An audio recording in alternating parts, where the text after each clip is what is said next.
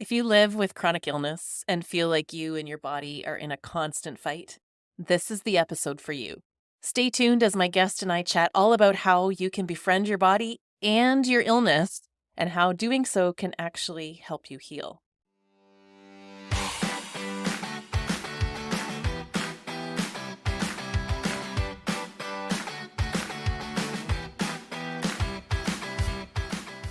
Welcome back to the Power in Motion podcast. If you're tuning in for the first time, I'm so thrilled that you're here. I'm Kim, your host, and this podcast is here to help you empower yourself to live your healthiest life, body, mind, and spirit, without diets, punitive workouts, and living by the scale. As a certified body image coach, size-inclusive personal trainer, and non-diet nutritionist, my mission is to help women feel great in and about their body at any size, so they can do the things that really matter in life. Now, if you've been hanging around, you'll remember a few episodes back where I shared my recent journey with chronic illness. Back in December of 2023, after many months, actually probably years if I'm being honest, of feeling unwell, I was diagnosed with fibromyalgia. So if you missed that episode, go back and listen to episode number 119. Let me tell you, it has been an emotional journey. And I've learned a lot through it about how best to support my body and how to care for myself on a deeper level. One of the resources that I've found most helpful along the way is a podcast called the Fibromyalgia Podcast, which is hosted by Tami Stackelhouse. And I am so honored that Tami is here today as our guest. But this episode isn't just relevant for people with fibromyalgia. What we talk about here will be applicable for anyone who lives with chronic pain or illness or even perimenopause or aging. We're really talking about the theme of feeling like you don't feel at home in the body you live in. Like you and your body are in this constant battle where your body just doesn't cooperate with the vision you have for yourself and your life. So if you can relate to that on any level, this episode is for you. Inside, Tami and I talk all about how to come into an accepting and friendly relationship with your body, even when your body doesn't work quite right. We talk about how to use tracking and data to support your healing, and how chronic illness can actually be an invitation to care for ourselves better and to have better boundaries. So let me tell you a little bit about Tami. Tami Stackelhouse is doing all she can to give fibromyalgia patients the knowledge, care, and support they need to thrive. A fibromyalgia patient herself, Tami has gone from disabled to having her fibromyalgia in remission. For more than a decade, her compassion, gentle support, and fun coaching style have helped fibromyalgia patients all over the world take back control over their lives. She is the executive producer of the fibromyalgia documentary Invisible and founder of the International Fibromyalgia Coaching Institute, where she teaches her certified fibromyalgia coach training program. You'll find Tami sharing her joy and expertise on her fibromyalgia podcast and through her award-winning books, Take Back Your Life and The Fibromyalgia Coach. So it's a real honor to have Tami here today. Let's just jump right on into the interview. Tami, it is such a joy to welcome you to the Power in Motion podcast. Thank you so much for joining us today. Thank you so much for inviting me.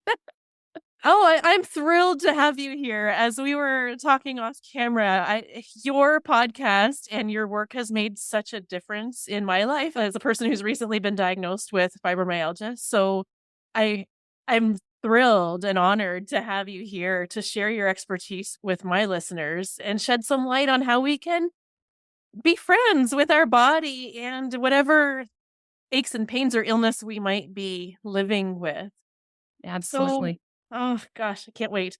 So why don't you get us started by sharing a little bit about your own story and how you came to be doing this wonderful work that you're doing now? Yeah. So, if we want to go way back, I was one of those kids who was like always at the doctor. There was always something wrong. And so by the time I think I was just finishing high school, I remember this very distinct moment where I was, just kind of talking out loud to myself and to God. And I was like, if my body was a car, I would have qualified for the lemon law by now. Like, there's a lot wrong here. And can't we just do something about that? And I think I was only about 18 at the Wow. time that I had that thought. I had been diagnosed with chronic headaches. If I was a kid now, I would have also been diagnosed with IBS, depression, like a bunch of stuff, right? But, Wow. back in the 70s, they didn't do that so much. Mhm. And so that just kind of was my norm. That was the body I lived in, right? Mhm. And so when I got to my 30s, and finally was diagnosed with fibromyalgia, it was just like another thing, right? I just was like, "Oh, of course, this is what my body does." And so for me, you know, I got so bad with my fibromyalgia that at one point I literally could only leave the house once a week. Wow. If I left the house more than once a week, then that actually would be detrimental. It would take me out for a while, right? But if Wow. I Yeah. only left the house once a week, then I at least kind of held steady, right? Oh. And so I kind of started, of course, researching, looking for what can I do. But really, the biggest moment for me was something my husband said to me.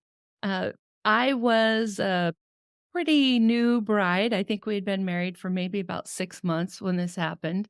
And I was making those comments that we women often make, particularly when we have something that isn't quite right in our bodies. I was talking about how I was fat and how my body didn't work right and like all these things. And he just stopped me. He said, every time you say something like that, you're basically calling me a liar. Oh.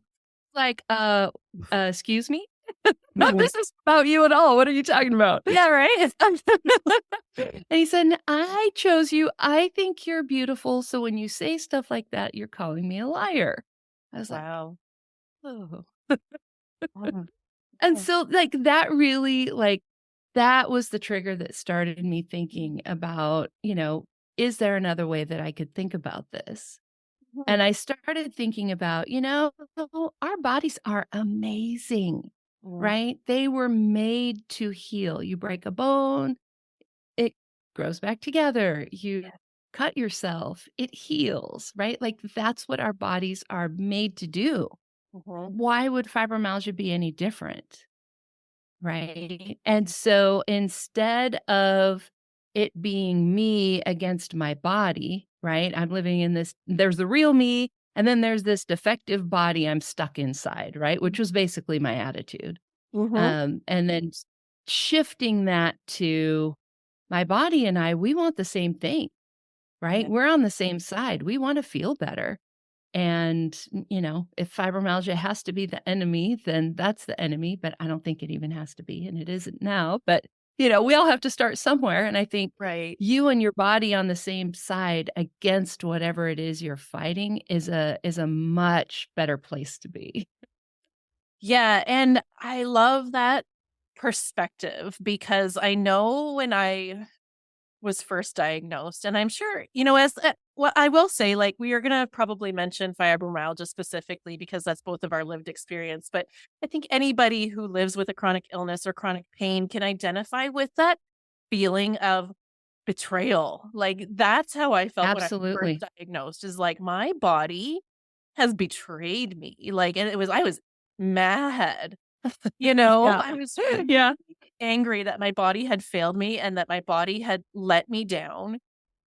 And I think, we need to validate those feelings, like, that those feelings make sense, and they need space to be there, Absolutely. and it's Yep. part of the process. But then I found your podcast and you said something very similar, and I was like, "Oh, maybe my body's just trying to tell me something, like, this is an invitation Mhm. to listen better and, like, really nurture my relationship with my body." So can you tell me more about what that was like when you were just starting to put those pieces together and come on board with your body and make friends with your body? Where did you start and what did that journey look like? Yeah, because that's a big thing, right? And especially if you've been living with a chronic health condition like fibromyalgia or headaches, chronic daily migraines, headaches, those kinds of things can really, you almost check out of your body, right? Mhm. Because you have to in order to survive and get through the day. So you sort of check out from the neck down, right? Yeah. And so checking back in, tuning back in was scary and overwhelming. And what do I do with all of this, right? Information that's coming my way. So one of the things that I did during that time is I did a lot of journaling. It really helped me to just kind of get that out of my head to kind of Mhm. help me process it. There wasn't really anything in particular I was doing when I was journaling. It was more like, talking to myself maybe, but just Thought writing it down. dumping. Yeah, exactly, exactly. And just kind of trying to process all of that. How did I get here? What was life like? The frustration of living in a body that doesn't quite work right. Mhm. But then also that kind of started to shift into, oh, I noticed today that if I do this, this happens, good or bad, right? Like just Mhm. Mhm. starting to notice these are the things that help me feel better. These are the things that don't. Good. And somewhere along that line, one of the things that happened is I got a pedometer. Like this would have been back in the early 2000s. So, it was a separate pedometer. It wasn't these fancy things we wear now. Right. But I carried that thing around and actually learned how to manage my energy by watching the number of steps that I went. And I mean, I'm sort of a math science girl anyway. That data was really, really helpful for me because it became less about how I felt or what I thought I should be able to do or not do. And it became a more external, concrete, this happens if this happens. This is how many steps. Here's, the number where I feel good at every day. Mm. And that was a big turning point for me there. About that time, I also started working with my own health coach, and that was huge because, you know, we get so lost out in the weeds sometimes, when you're in it yourself, you can't always see where you're Mhm. going. You Mhm. can't, Mhm. it's just hard. Yeah. And so working with her was really helpful for me. She actually didn't know anything about fibromyalgia. So it wasn't so much that, but just somebody to process stuff with, I did this, I ended up in a huge flare, and we would have this conversation about, okay, how could you do that differently next time? Mhm. And just this idea that, like you just said, our bodies are giving us information. They are telling us what they need. And, it's like its own new language we have to learn, Mhm. right? And having that other person to process that with, talk that through with, really, I think helped me get on the same page as my body a little bit quicker than maybe I would have otherwise.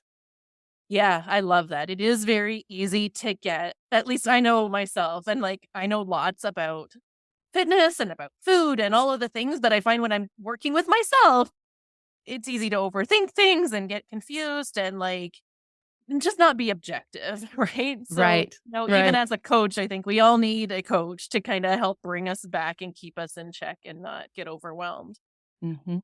I would love to come back to the what you said about tracking, because Yeah. this is actually something that we've discussed on the show a number of times, and how, like, separate from chronic illness, how our relationship with tracking is something to watch, right? Because there's a Absolutely. Yep. tendency to judge ourselves based on external metrics, right? Like, have I done enough? Did I work hard enough? Was my heart rate high enough? Like, these are things that I see in the fitness world that can be problematic. But like you, I found that tracking has provided some useful data in terms of how I manage my energy and how I work out, and just noticing what things that I do and how they affect my energy and my pain. It was listening in a podcast of your own where you talked about tracking and how feeling good at the end of the day, it means that you have energy left for healing. Not Yes. not that I guess, like, it's so easy to say, like, "Oh, well, I'm not exhausted. I'm not in pain. I could have done more." Or you take the moment to actually go do more. Yeah, so that we can hit those external validation, like, metrics of, like, what everybody says you should be able to do, but it's giving yourself that permission to feel good and let that be enough, and know that feeling good means there's reserves so your body can do the work it needs to do to heal.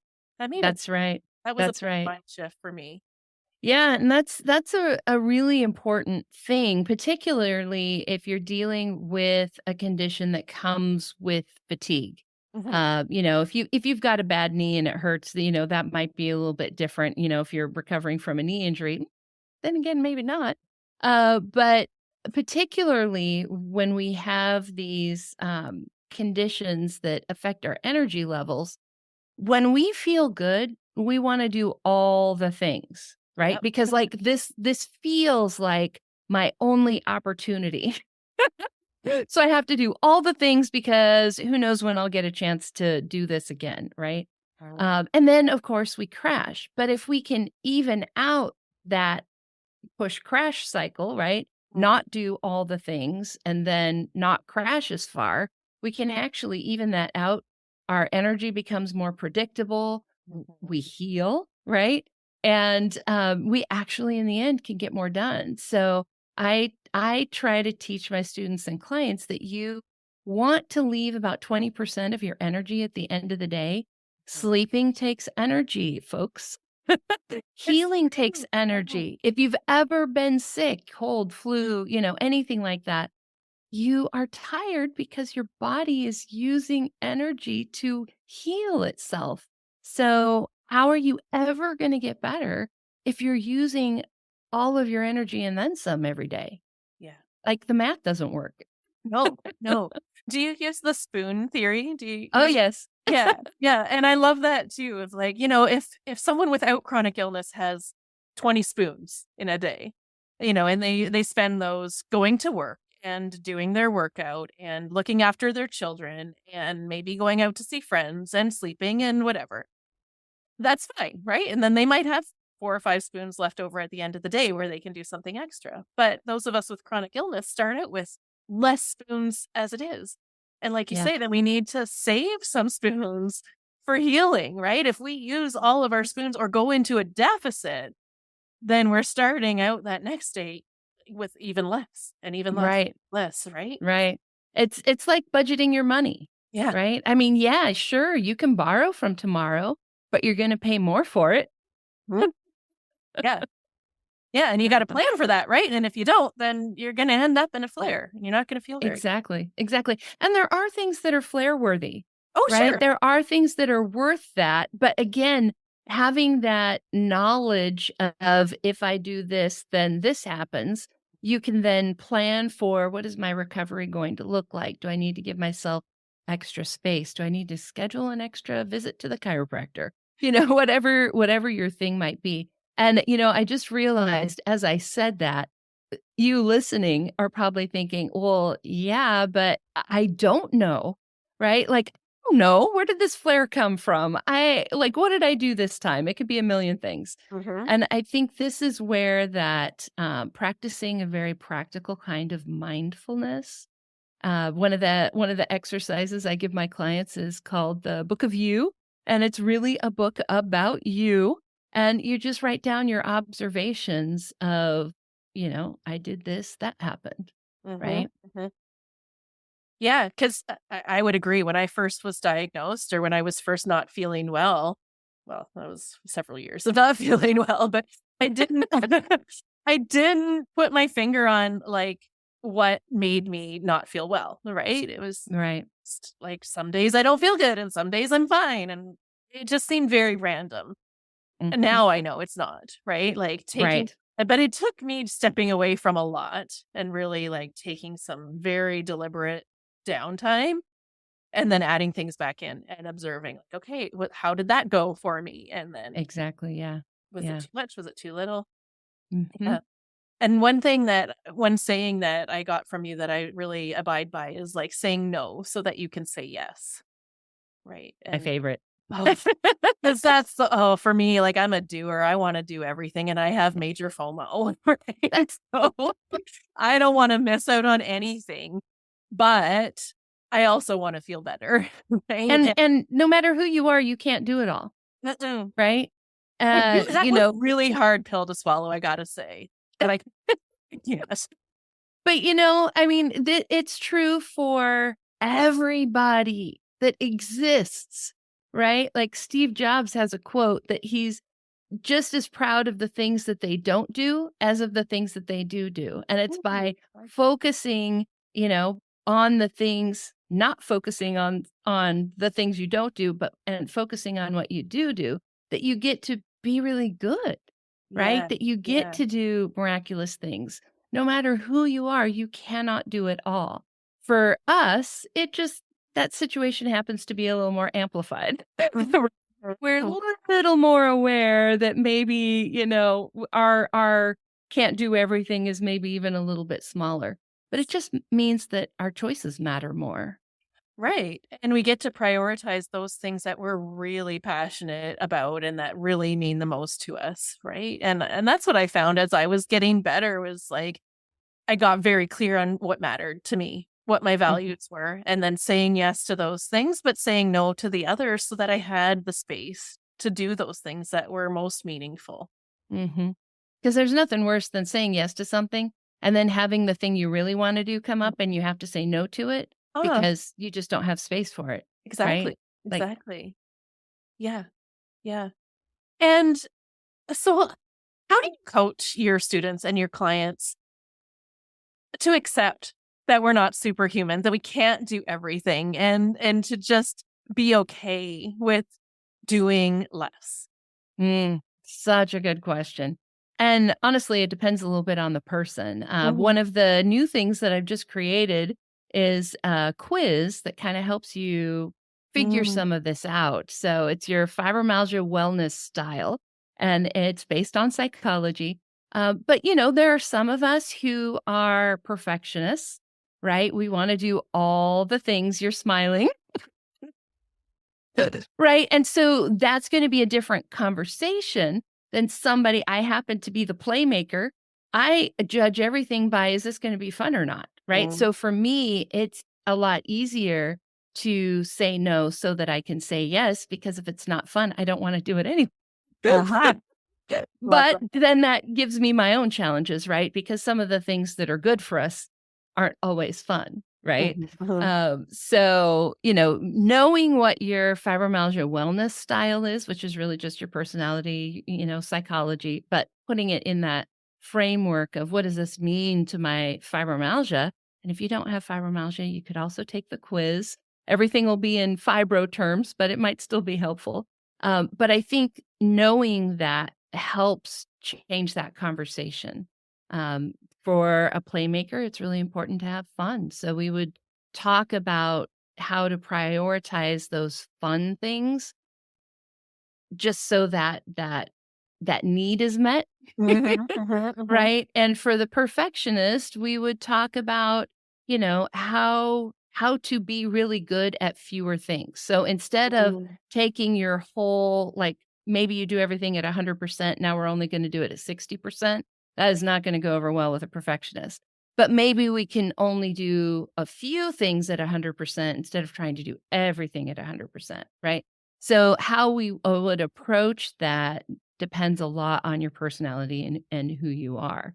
But yes, that is definitely a challenge. And fibromyalgia often feels like a long taking away of things, right? Like you lose your health, sometimes you lose your hobbies, you might lose your job, you might lose friends, family, right? And so we don't want to take away more things, but what we do want to do is two things in particular. One is that tracking we were talking about, just for information's sake.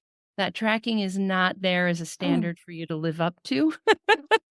It is just information. So we track it just so we have the data to maybe make different choices. And then the other thing is adding in good things. So I wouldn't necessarily tell a client to stop doing something, but I might tell them they need to add in more rest. It might look the same on the calendar, but it feels very different. And I mean, it's similar to how I coach with food and movement, right? Is like make that you're giving yourself those things that you enjoy and that satisfy you and that you love, right? Because Right. then you feel better, and that other stuff, it's not that you want to like restrict it, but it's just make sure you're getting the stuff that you really love in there. And then it just makes all that difference. Mm-hmm. Yeah. So apart from tracking, was there anything else in your own personal journey that really made a big difference in helping you move from what was almost disability to now is pretty much remission? Like you really don't Mm-hmm. experience symptoms anymore. No, no. Mm. The last time I had fibro pain, it was New Year's Eve, 2017. We were staying at a hotel and the bed was too hard. Oh, I get that. So, there's that. But yeah, so, I did file for disability. I got better before I, got in front of a judge, but I did file for disability and I am in remission now. And that, there's a lot of things along the way. I kind of think of the healing with, I think, of course, of fibromyalgia, but it would apply to anything, is being really three things. You've got the fact that there is something going wrong in your body, like there is some things to fix, right? Mhm, mhm. Whether that's hormonal imbalances, nutritional deficiencies, your body going haywire, processing pain, there are things going wrong. So we do have to address that. Mhm. There's also, of course, the lifestyle piece of things, right? We need to have good sleep habits. We need to give our body good nutrition. That push crash cycle that we talked about.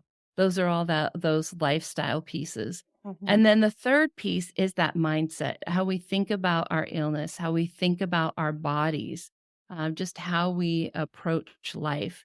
And it's kind of like a three-legged stool, you really need all of them to be able to improve.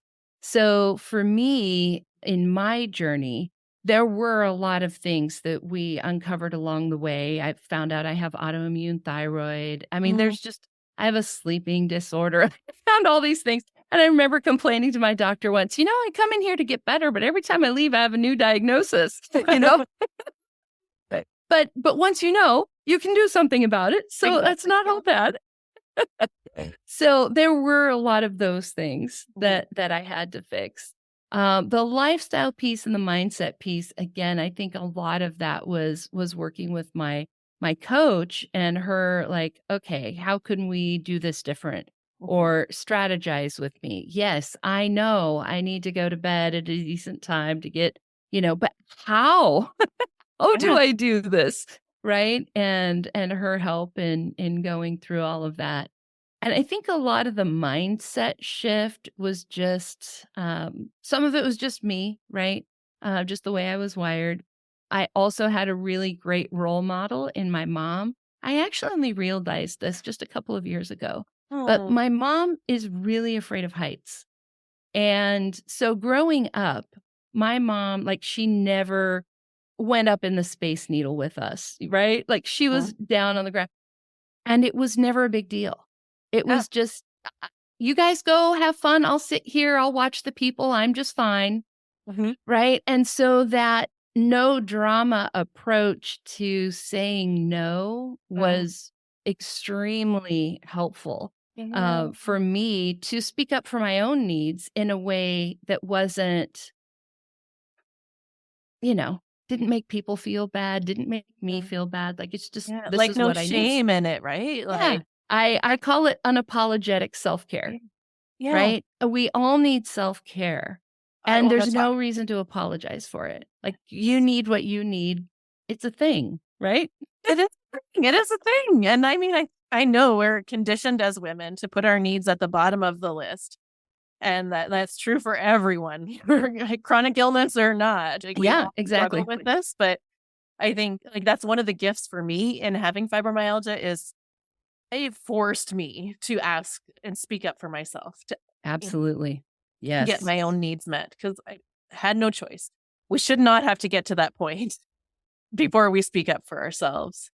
Mhm. But speaking of self-care, I'd love to know how you teach self-care and how you define self-care, because, you know, it's not just spa days and bubble baths and these kinds of things, right? Right.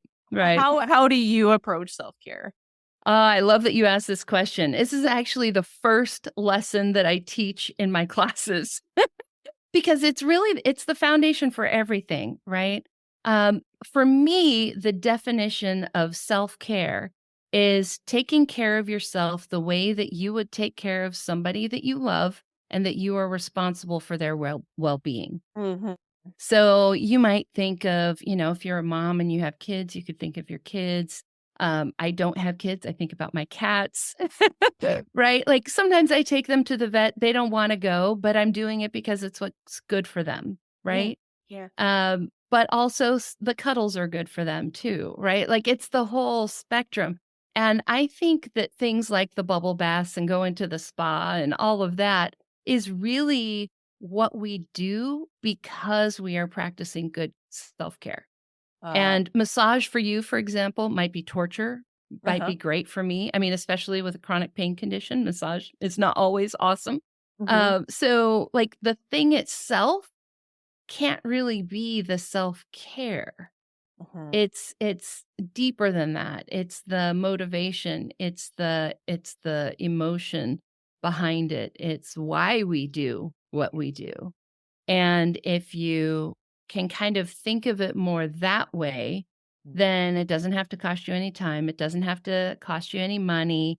It doesn't have to look a certain way because it's about giving yourself what you need and caring for yourself, right? So sometimes a Netflix binge and some ice cream might be practicing perfect self care. Yeah, I'm on And board other with times it might be a salad. yeah, yeah, 100%. It can be both. It can be either one, and I think it also encompasses the way that we speak to ourselves, the thoughts that we Yes. think about ourselves, even if we don't say them out loud, right? Like the Oh gosh, yes. I mean, I started thinking at one point in my journey when this thought came to me about self-compassion and self-care, I started thinking about how I treated myself. Mhm, mhm. And I was like, "Oh my god, if this was a friend and they told me somebody was treating them this way, Yeah, I'd be like, we need an intervention. That's an not the abusive friend. Yeah. relationship. Like, this is bad." I mean, I would eat things that I knew would make me feel bad, right? Basically poisoning myself. Yeah. Right? I would push myself to exhaustion. Mhm. We would have back in my old life, I managed the support department for a software company, and we would have these big projects once a quarter. And it was not at all uncommon for me to like sit at my computer for 12, 14 hours and not really even get up to go to the bathroom, much less have a break, have lunch. I'm like, gosh, that's kind of like slave labor. And then the way I talk to myself in my head, I'm like, "Oh my lord, you're such a bully. Oh, Like, and you're a meanie." mhm, mhm. And And I am right there with you. I was the same, yeah. like, you know, yeah, pushing myself to work out when it was, like, causing me pain and injury, and even as I first got this diagnosis, I noticed a lot of self-talk along the lines of, like, blaming myself, like, "What did I do to cause this?" And, Yes. you got, like, "It's all your fault, and had you only, like, listened to your body." Notice I'm like, sooner. Yeah. you know, it was so mean, and actually, it was my therapist who was like, "You know, what if you tried being nicer to yourself? Like, what if all of this was an invitation to meet yourself with compassion?" Right? But Mhm. you know, and she made me aware of how, like, blame gives us the sense that then we can fix something. Like, if you caused it, then maybe I can fix it. But, you know, Right. And even if you blame yourself, right? Like, if you can pinpoint that one cause, thing I did, then yeah, it feels like you can find can an control. answer easier. Yeah, But sometimes there yeah. just really isn't a reason, and you couldn't have done anything differently. We did the best that we could with the knowledge we had at the time, Exactly. you know? It's just Yeah. you have to accept. I think of it like a GPS. Okay, my husband my husband is an aerospace engineer, and he's actually worked on various GPS things. And if you think about a GPS, with a GPS, you have to know where you are. in order to get good directions. And so there is a certain amount of just like, where am I right now? Like, what does my body need right now today? Not what did I used to need? What do I think I should need? But like, really, right now, today, where am I? No judgment, just the facts, right? And Yeah. then also with the GPS, of course, you have to know where you're going, Yes. right? And so we do also need to hold that idea of where we want to be, because of course we don't want to stay stuck where we are. But we need both of those things, right? We can't only be looking in the future and be in denial about where we are. You're not going to get good directions and you're not going to make it. True. Yeah. Yeah. Yeah. So accepting the current reality while yeah. holding the vision of a different one, right? Yes. Taking those little steps day by day to move in that direction. But, you can't gaslight yourself to pretend that what you're currently experiencing isn't real. Right. Exactly. And I think so often we miss that step because we used to feel a different way. And over time, things have changed and we haven't always noticed, because a lot of times it happens so gradually. And then it feels like you wake up one day and you're in this body that you don't recognize and you don't know what she needs. Right. And so we do have to like, tune back into that. And I think it can help. One of the assignments that I give in class is to think about those other people that you care for in that way. And how can you then borrow some of that, right? Like, if your best friend didn't get something done, would you be mean to her? Would you talk to her the way you talk to yourself if you didn't get the thing done? Of course not. You'd be like, fine, Yeah. So using those types of relationships to reflect on yourself, and then also thinking about the people who love us and take care of us. Sometimes that's a pet, sometimes that's a parent, sometimes that's a spouse, right? But there are people in your life who do love you that way. Yes. And, sometimes it can be really, I've had students who are like, whenever I start to feel hard on myself, I just think, what would my boyfriend say? Yeah. Right? Exactly. Yeah. And the first step is becoming aware, like just noticing, like, what is the language I'm using towards myself, and then Right. catching it and choosing to reframe that. hmm So, what advice can you offer, or what steps might a person go through if they're dealing with a chronic illness and they're just really stuck, focusing on their illness and fighting against their illness and feeling like betrayed by their body and like nothing is working? Where might they start in coming into a relationship of friendship with their body? Yeah, I think that's a great question. I think there's two or three things that come to mind for me. The first one is just processing those thoughts, right? So journaling.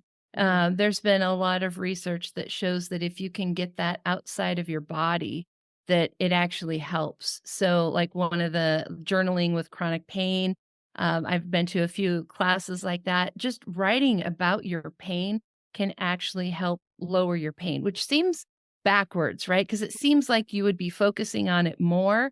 But the way I think of it is getting it outside of myself, Yeah. right? Like I'm vomiting it up almost, right? Like you're getting rid of it. The second thing is, if you don't have that kind of self-talk, you might even live somewhere where your environment doesn't include a lot of positive self-talk.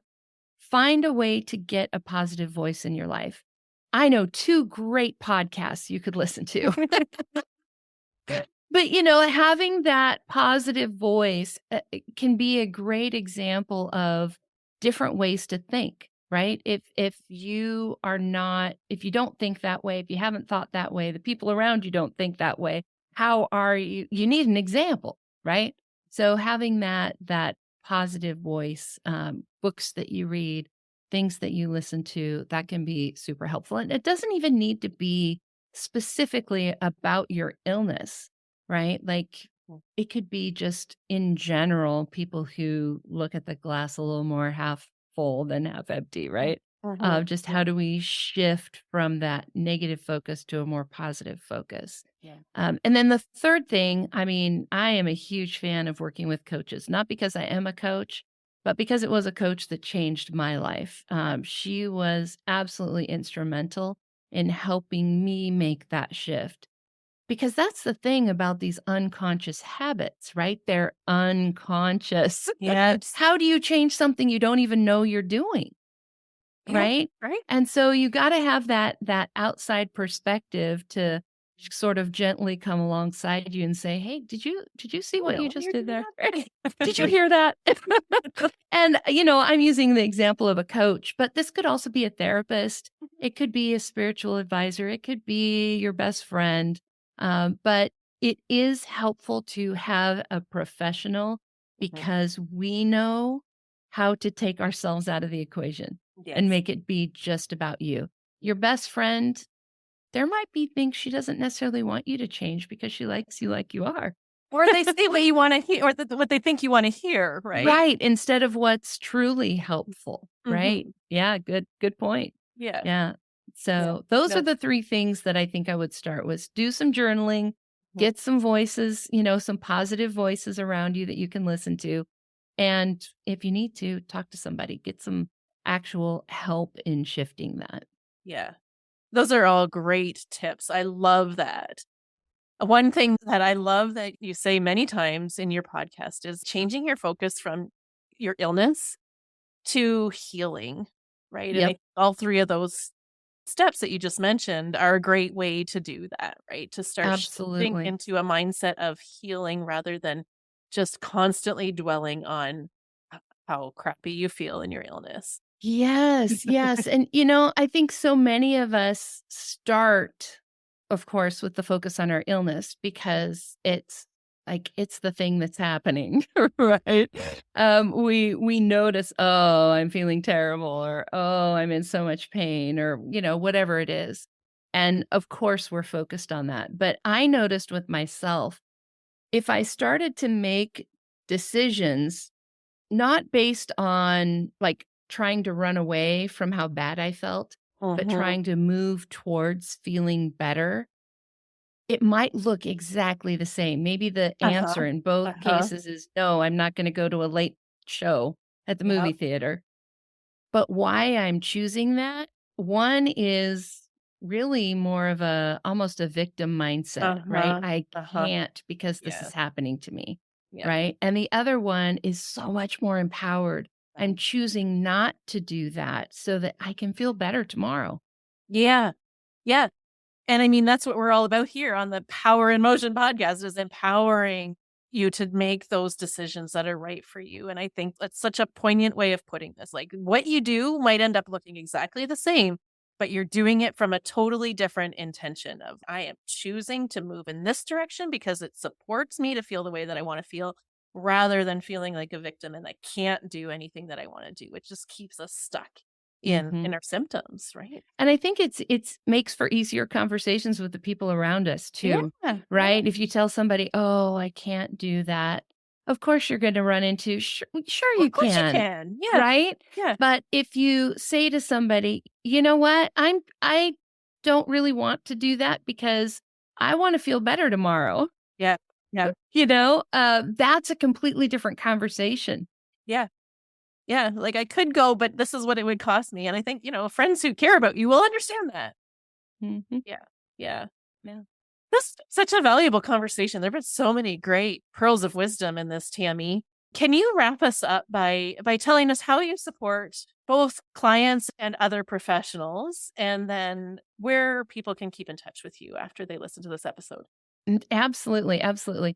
So, I do from time to time still do one-on-one work, helping women with fibromyalgia. As a certified fibromyalgia coach, I help educate you, right? I'm not a doctor. I can't diagnose you. I can't prescribe anything like that. But I am absolutely an expert in fibromyalgia. So I can teach you about your illness. I've also lived it, right? So I can give you tips and tricks from my own life. I can help you with that mindset shift, all of those things. And in the end, the goal is to get you feeling better, right? Mhm. Less pain, more energy, better sleep, all of that. I also discovered partway along the way in my journey that I can't help everybody. So much as So you'd back love to, I'm sure.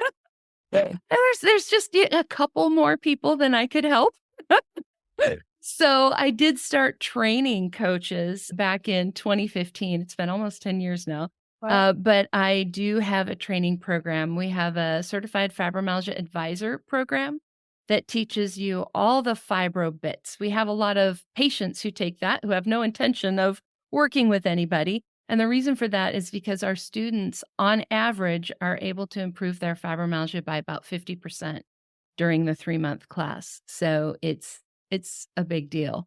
And then after that, if you do want to work with people, of course, I have the fibromyalgia coach certification. We teach you how to actually work with fibromyalgia patients because coaching people with fibromyalgia is a little bit different.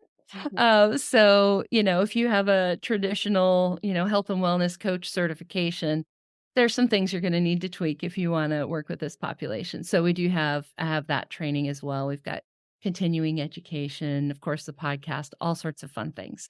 The best way to connect with me is actually my podcast website, which is fibromyalgiapodcast.com. And everything is on there. You can find my books for free. That quiz I was talking about, that's on there. And then information on either finding a coach to work with, whether it's me or one of the people I've trained, or, taking the class, becoming a coach yourself. You can get it all from there.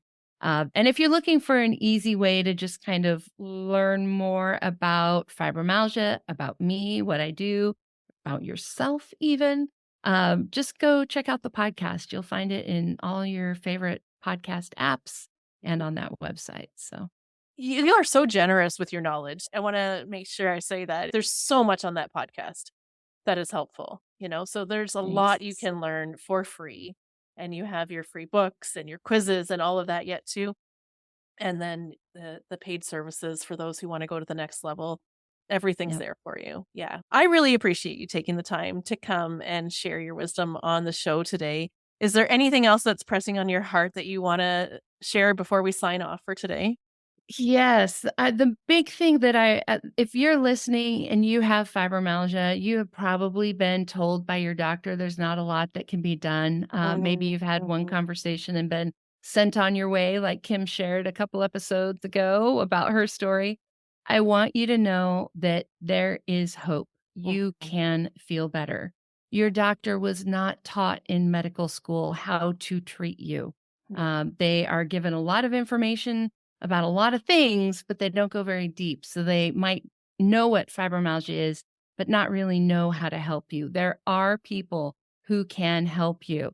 A lot of times a coach can fill that gap of knowledge and work with both you and your doctor, but absolutely, you can feel better than you feel right now today. Less pain, more energy, better sleep, less brain fog. You can have the life that you want to live.